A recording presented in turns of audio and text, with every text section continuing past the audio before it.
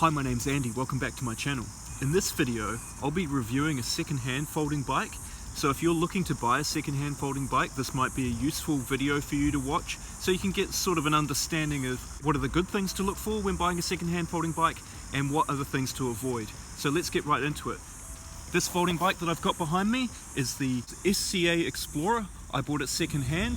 It cost me 49 New Zealand dollars, which is around about 32 US dollars. So that's the extreme low end of the market at that price, at least in New Zealand anyway. You're not going to get a much cheaper bike than that.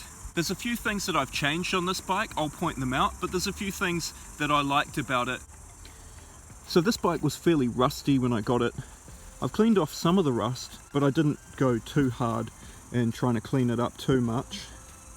I have replaced the handlebars with the straight bar, the mountain bike type handlebar on the front, and then I've added these touring handlebars there. So a few things that I did like about this bike: the seat pole here is a slightly thicker diameter seat pole than some of the folding bike seats. I'm not too sure on the exact measurements of that seat pole, but it is thicker in diameter than some of them, which means that it can be extended a lot higher, which is good if you're a taller rider.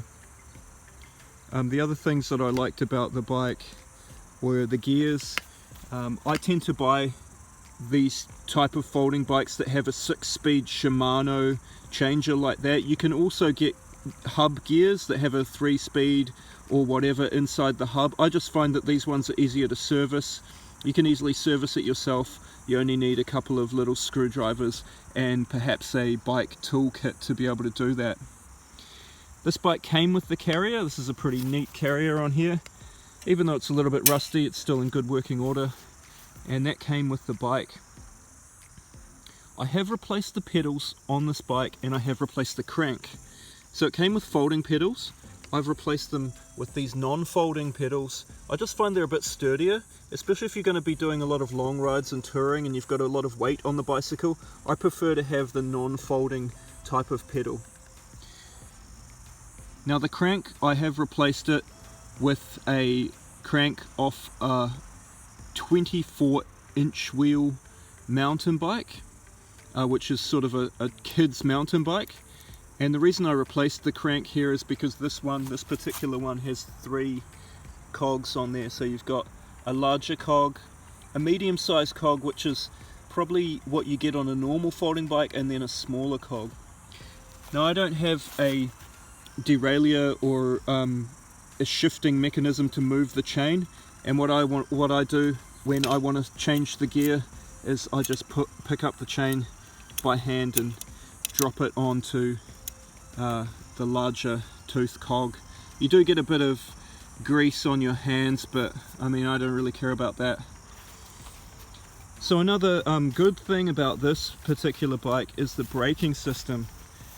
So the brakes here, it uses these V brakes, which are a little bit easier to maintain and service yourself than the typical Japanese surplus folding bike drum brake.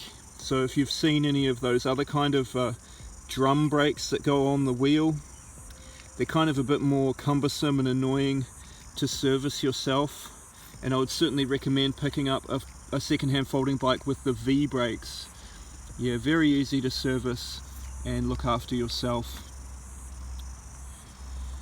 The seat is just the original seat that came with the bike, and I just haven't changed it because it's fairly comfortable and it works pretty well.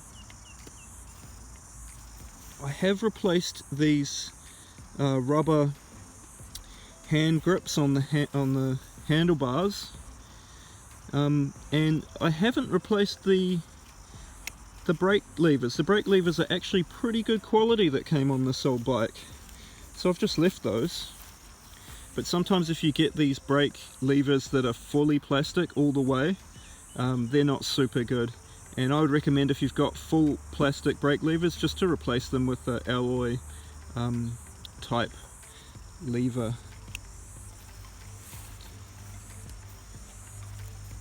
The wheels that came on it are pretty good. You've got the alloy rims, but you might have noticed a little bit of rust on there, on the inside of the wheel there. So it's not full alloy, or it's not super high quality. I don't really mind. It works pretty good.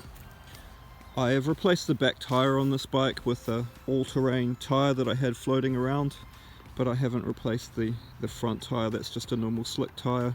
The folding mechanism on these bikes is typical of other folding bikes and folding 20-inch Japanese bikes. Has the quick release, clips to the side, and then a little clip. You push it up to disengage the pin, and that just snaps back shut. So that's the folding mechanism for the frame.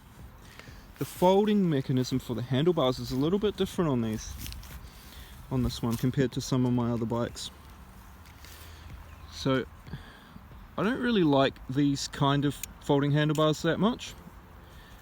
Occasionally they're most of the time they're made out of alloy material, this part here, but this one I think is made of steel, just judging by the rust on it. But the way this works is it's got this little plastic clip that holds that lever in. So you disengage the plastic clip and then you pull the lever down, and that will allow the handlebars to fold at the top of the frame there. So as you can see, that folds flat against the front wheel. And we'll go ahead and fold up the rest of the bike just so you can see what that looks like when it's all folded.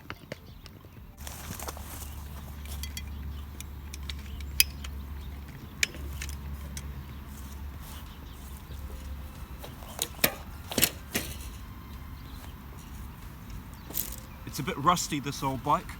Ugh.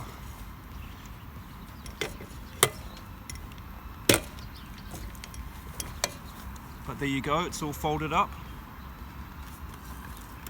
into its typical neat little package, and you can actually put the seat down as well.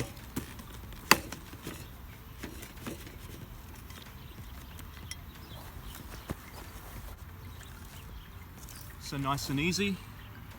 There you go, that's the SCA Explorer folding bike, purchased second hand. Again, I paid $49 for this bike. I haven't done all that much to it, I just fixed it up with parts that I had around the house. But I just wanted to make this review, so if you are looking at buying a second-hand folding bike yourself, hopefully there was something in this video that was useful. If you liked the video, go ahead and subscribe. I appreciate that, and I will see you in the next episode.